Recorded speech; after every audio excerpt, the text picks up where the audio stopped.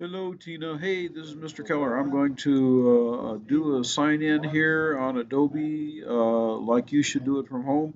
Hopefully, it'll work. I already have the software installed, so I'm hoping I can just go through the original process like it's supposed to be when you first start up. Anyway, so here we go. I'm going to give it a shot. Open up a browser window like Chrome. Go to Adobe, OBE.com, just like that. Okay, and go over here. Oops, there we go. Go to sign in, and then sign in, enter your NMSU email address.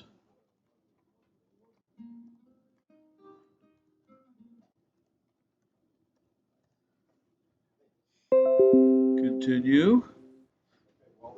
Then it should take you automatically to the campus website to enter your login credentials. Here we go. See that? This is where I put them in. And then we sign in. Now it shoots you back to Adobe. Okay? So when you're back in Adobe, see, it goes, welcome back, George, manage your account. But here, when you get back to it, you won't have an account. You've got to set up an account. So you come over here. Where's the account? There we go. That little round circle up there, click on that, and it'll have view account or set up account. So then you click on set up account, and you enter your student credentials, your email address, and maybe a phone number and that kind of stuff. And then it will allow you, it'll send you to another link where you can download Adobe software, and it'll download the Creative Cloud, this right here. It'll download that, and that's what it uses all the time to download Adobe software. So it'll actually download that first, and then it will open up, and then from that you can download Photoshop. Even if you go here and you go down to Photoshop and you click to download Photoshop,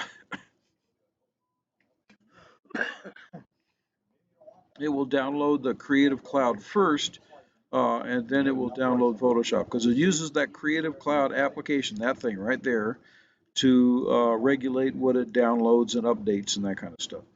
So hopefully that'll do it for you.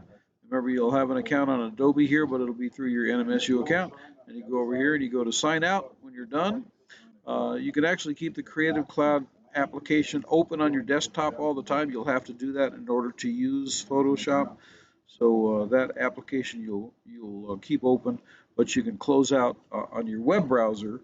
You can close out that account there. But the little down here at the bottom, the Creative Cloud application right there.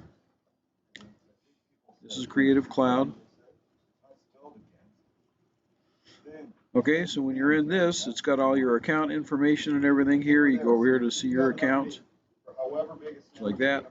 And down here are Photoshop, Bridge, Lightroom, Camera Raw, and all the other applications you can also install if you want to try out all the other ones.